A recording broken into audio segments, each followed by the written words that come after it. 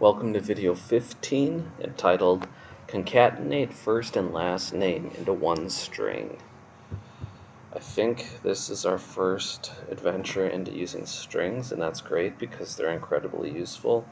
It's another sort of built-in type, like integer and Boolean, except in this case the string serves as a sort of type for holding text, which you can imagine is used quite often.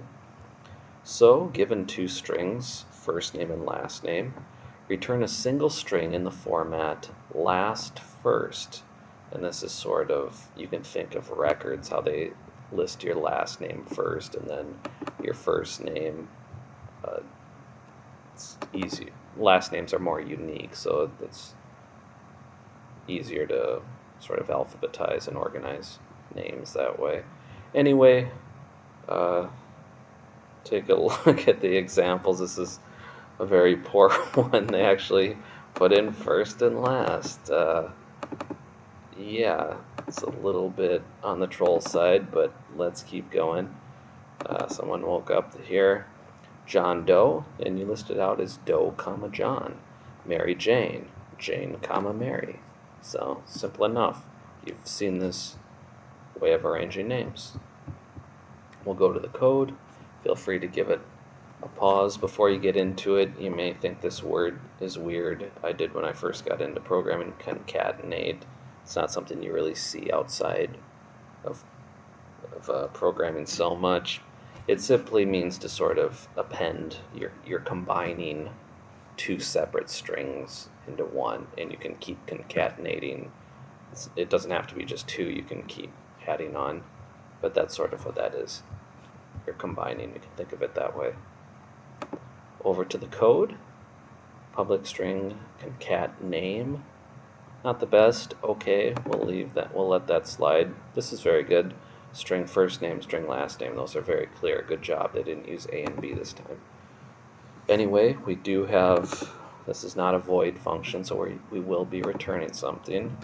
Return, and they told us the last name. Then they wanted a comma, and then they wanted the first name. And you're probably like, oh, buddy, whoa, slow down there. What are you doing adding these things? These aren't numbers.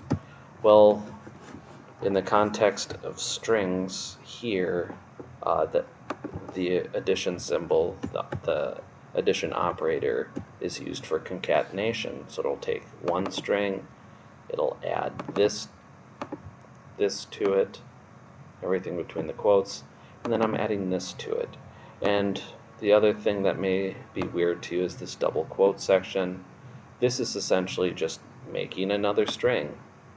These variables are strings, you can see from the parameters here, and you're just making your own string in place. It's not a variable that was given to you, you're just adding some sort of additional text that you like. In this case, we needed to separate things with a comma space. So that's what I did there. And we'll run it through the check to make sure everything's right. And it looks good. And so, yeah, naturally, if this is the first time we're doing strings, you probably didn't know that you can concatenate or append text with this plus operator, but that's pretty cool how it's smart enough to know that, hey, I'm working with strings here, so I interpret this plus sign, instead of being a mathematical function, which would just be weird and not make sense, I know to interpret that as combining these various strings that are provided. So, yeah, definitely don't beat yourself up if you didn't know that.